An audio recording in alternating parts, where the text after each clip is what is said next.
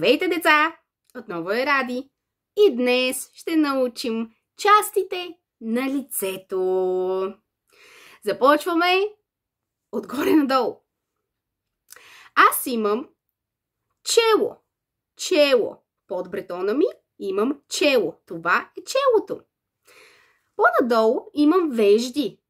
Вежди, това е една вежда. Имам две вежди. Имам също така клепачи.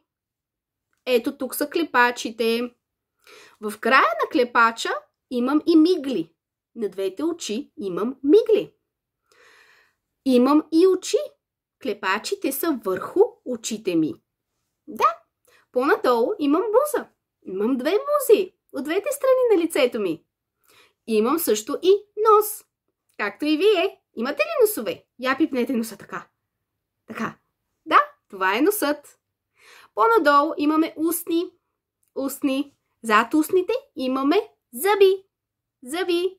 Зъбите къде се намират? Намират се в устата ни. В устата ни. Вътре в устата какво друго имаме? Имаме език.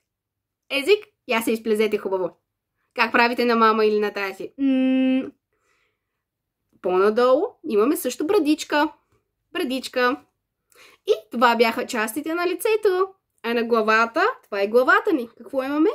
Коса. Някои от нас имат дълга коса, други имат къса. Да, това беше всичко за днес. Довиждане и ще се видим отново.